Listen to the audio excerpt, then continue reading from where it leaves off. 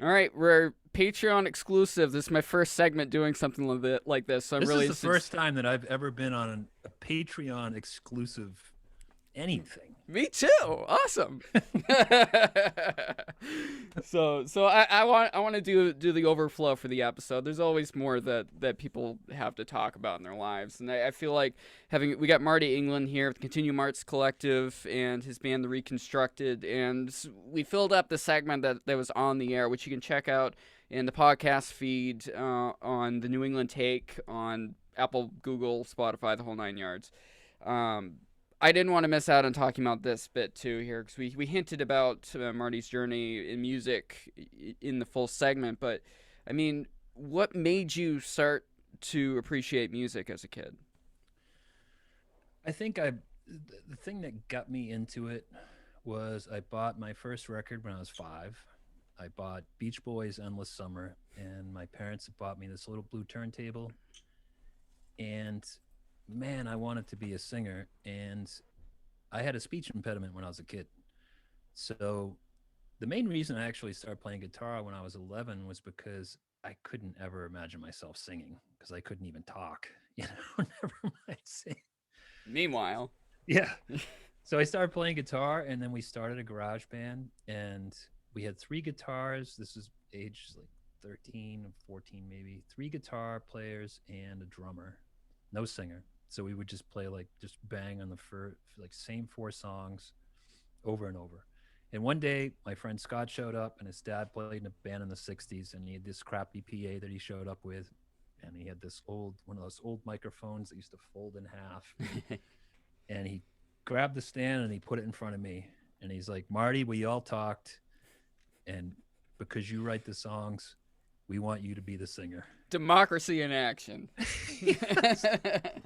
And I was also at the time I was kind of like terrified, but just so I don't know. I was psyched because it I don't know. Yeah, I think music for me was definitely all about escapism. But it was just I don't know, man. It's just always been like I said, I've always been interested in it from a very early age. My dad always had music playing. He was way into country music, so I grew up listening to just a lot of Charlie Rich, Charlie Pride, Johnny Cash, Hank Williams, stuff like that. So Now, do you continue playing in bands straight through? I took 1 year off when I was like 29. Um, I was taking some writing classes at UNH. I was a late bloomer when it came to college. I actually started working at UNH so I could take college classes. And I took a short fiction class, and the teacher was like, "Hey, you got something here, you know?" And I'd been playing in bands for 15, 16 years at that point. I just played endless gigs, and I was like, you know what? I think I'm going to just use this. I'm sick of like moving my gear. And then I wrote one song called Slow Burn. Um, and my Jenny and I at the time were living in South Berwick in this little cottage, and she came home from work, and I was like, "Hey, play this song." She's like, "That's great. So you're just gonna play that song for me the rest of your life?" And I was kind of like miffed, and I was like, "You're That's a right. good partner I right got to get there. back, I get back at this." So yeah, I played in a band called Pondering Judd for from like '93 to 2009. And then in 2009, I got approached by a local record label, and they wanted me to make a solo record. And it was kind of great because the thing that was liberating for me was I was no longer writing for a brand. I was just writing songs that I don't know, it just felt very natural. And what was crazy about it is at the time I really thought the label was going to say, "All right, now get the rest of you guys in the band to come in," and I was like, "Well, who else is going to play in this record? Is this just going to be like an acoustic thing?" And they were like, "No, no, we're hiring studio musicians." Wow. And it was it was one of the most incredible experiences I've ever had because they just handpicked everybody they wanted. You know, I had my role in bringing the songs, they had their role in producing the record and dropping all these amazing players into the mix, and it was a lot of fun. So after that happened, I needed a band. The guys that I played on the record with were really expensive. They all lived in Boston. So like I was like losing $300 a show by having Wow. them come up here, you know? Yeah, that's something people don't keep in mind is studio musicians are an entirely different thing from touring musicians or just jamming and the garage musicians. It's a And we totally couldn't different thing. rehearse because even if I had them come up to rehearse, I had to pay for, you know, I just had to, because their time is like, yeah, they wanted to get paid.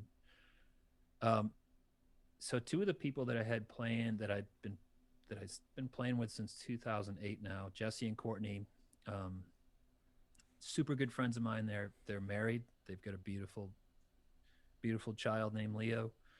Um, I reached out to them. They were part of some of those original Martin England shows, and my first record was called Raised and Reconstructed. So I started calling us Martin England of The Reconstructed because I kind of needed a and. And then I just, as luck would have it, I the drummer I was playing with at the time had to bail on a show at the press room. It was a sold out show. I really needed somebody, and I reached out to Sean Daniels, who I used to, you know, our bands used to gig together back in the '90s. He played in a band called Thanks to Gravity, and he was like the drummer that everybody wanted. Everybody wanted to play in a band with that dude. And I was like, "Hey man, is there any way you could drop into the show?" And he was like, "Yeah."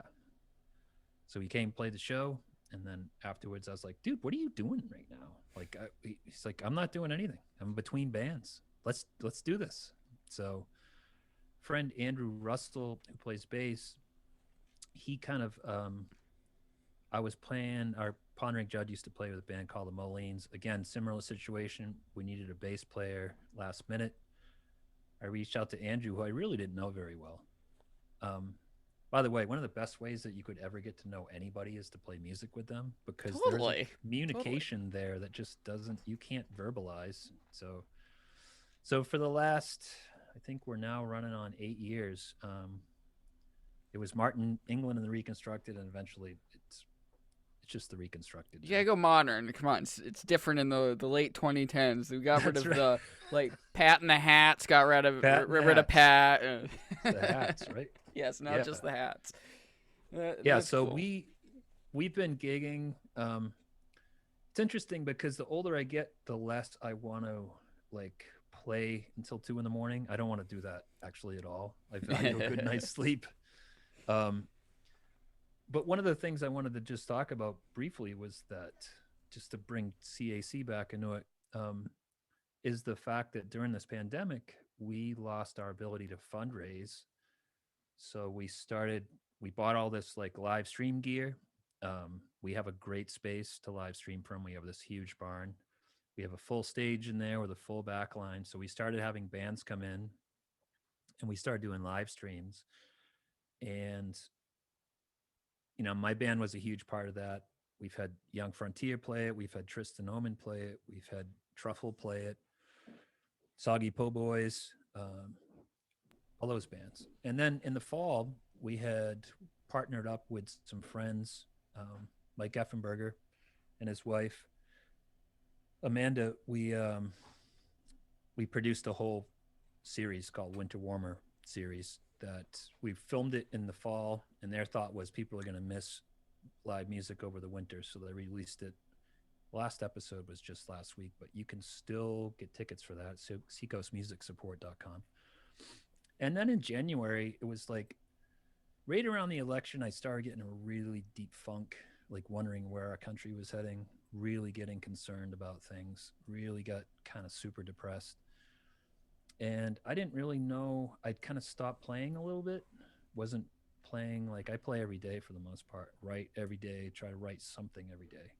So we kind of uh, early December. I was like, you know what? I'm just gonna start doing live streams every Saturday afternoon because it's winter. I always think a Saturday afternoon in New England is just like a do nothing time. It's just like people looking for something to do. So I started hosting these by myself, and then my guitar player is like, "Dude, so we have a farmhouse, and then we have a little building that connects our farmhouse to the barn. So we've actually got this ideal space to socially distance we've got all the gear to live stream. So we've been doing live streams. We did 12 episodes, and then we took the last couple of weeks off due to a little COVID scare.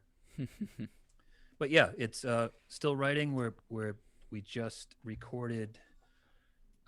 This will be a first, but we just recorded a cover of In Excess's "Don't Change" because we Yeah. just thought it was kind of a very like triumphant type of tune to put out right now. We'll be releasing that probably next week on all major platforms.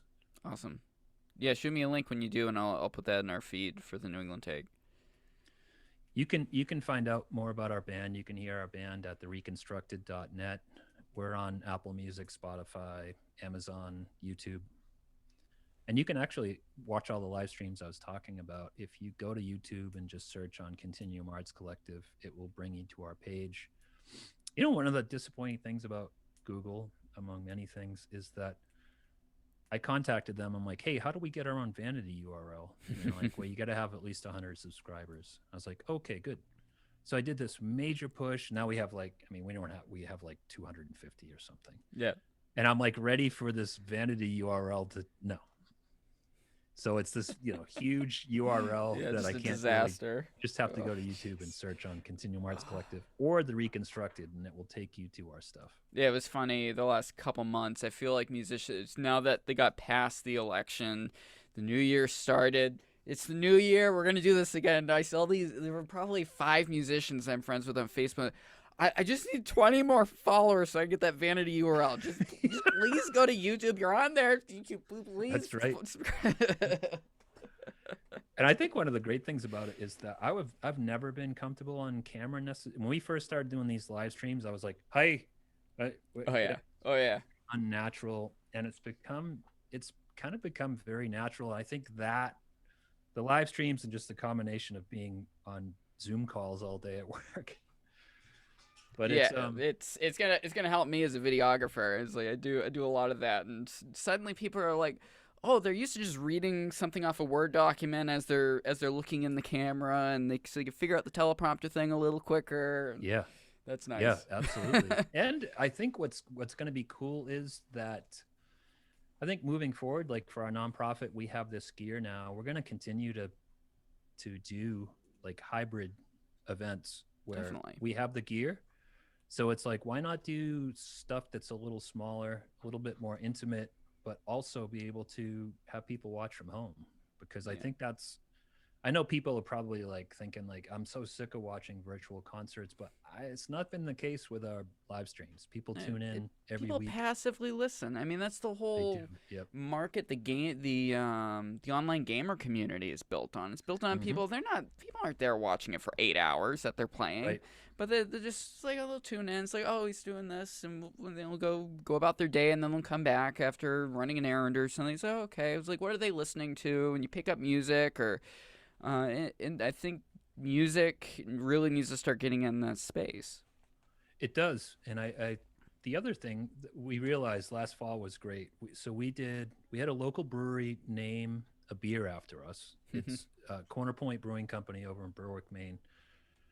They released a reconstructed German Kolsch. It's those. I don't like IPAs. I'm all about like Pilsners, Kolsch's. I don't like stuff that's high alcohol because I drink everything at the same speed, so I can't drink that stuff. So we did a live stream on the day they released it, and I just sent Jamie, the guy from Corner Point, I sent him the link. I didn't really say anything. I just sent him the link. I was like, hey, if you guys want to watch this, and we had the beer, and we talked about the beer a little bit on our live stream. And then the next day, he was like, man, that was great last night. We had like 50 people outside, and people were just like watching you guys. I shared the link, and everybody was watching. And I was like, well, wait a second. There's a model in there where I could tour the U.S. without ever leaving my barn. If we can just get to like a brewery. That's a Mainer right there. That's a Mainer if I ever heard it. Oh, I could definitely come up with a business out of this, and I won't have to get out of my property. Exactly. There's so many little garages and stuff in that state. Yep, absolutely. All right. This is awesome. Is there anything else? like I say, you can find out more about our music by going to thereconstructed.net. We just put our first vinyl record out. Our latest release is called Great North Wind. It's a great record, and it sounds so good on vinyl. You can get that on Bandcamp. Um, I don't know it's on our website. So if you go Just there, go to the website. Yeah. AJ, thank you so much for having me, man. I really enjoyed our chat, and I appreciate you having me on, man. Yeah, I really appreciate you joining me. It was my first non-stealing another KXL staffer for an interview for this show, and this has been a blast. Thank you, all my patrons on Patreon, thenewenglandtake.com. And if you haven't already, subscribe on Facebook, Twitter, Apple, Google, Spotify. You guys know it at this point. Thanks, everyone.